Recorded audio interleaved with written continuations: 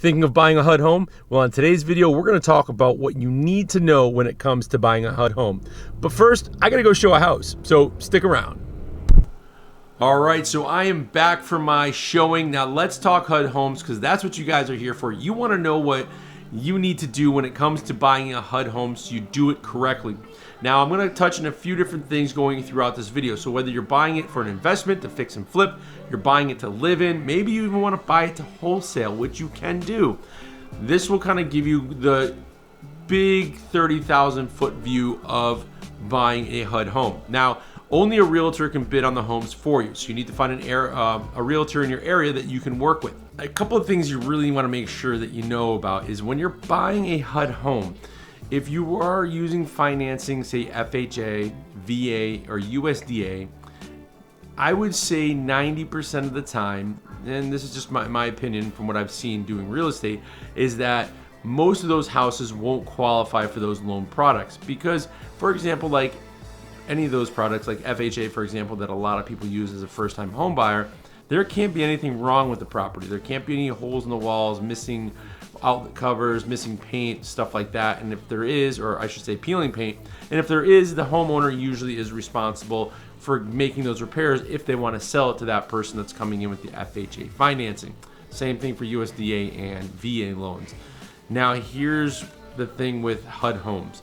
Most of the time there's been some hardship. The person has been removed from the home. You can call it an eviction, I guess, of sorts, where they've foreclosed the home, the bank takes the property back, they've been moved out.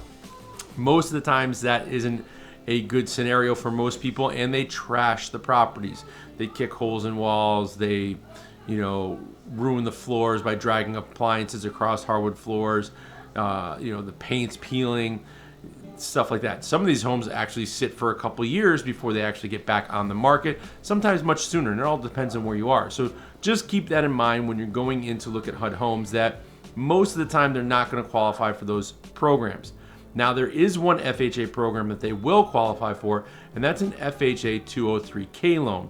Now that 203K loan basically allows you to purchase the property and do the rehab work. And if you hear any noise in the background, that's one of my kids, Luke. He's playing his Switch. So just keep that in mind when looking for the property. Now let's talk deposits. So on HUD homes, if it's $50,000 and under, it's a $500 deposit. If it's $50,001, it's a $1,000 deposit. So whether the house is $400,000 or $50,002, it's a $1,000 deposit.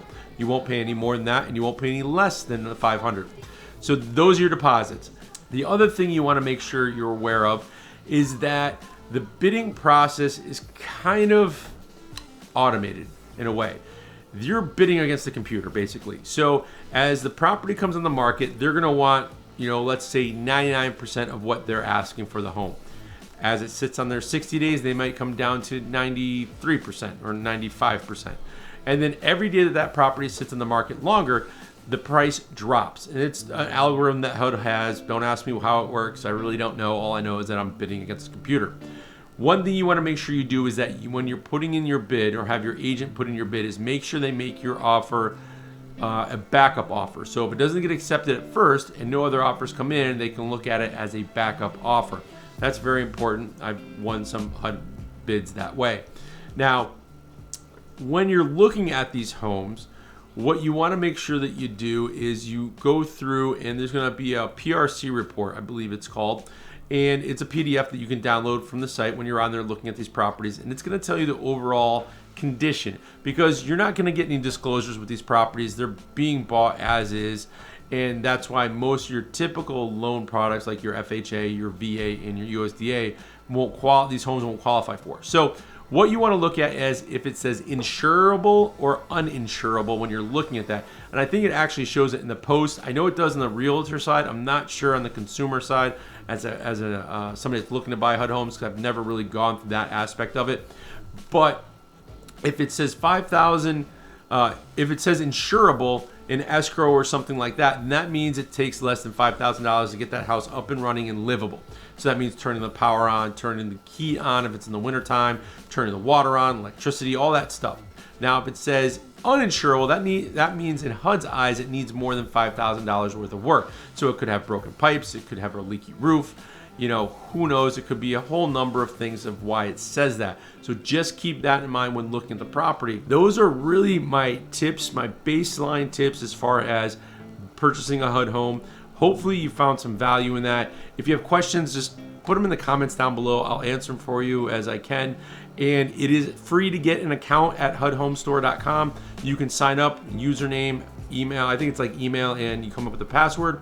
They give you access to that, and then you can see those homes. Now, if you happen to find a home that you like while doing your search, all you have to do is give the case number to your realtor and tell them what you would like to offer for a purchase price. And that's pretty much it. Thanks for watching the video. Like, subscribe, and we will see you on the next one. Peace.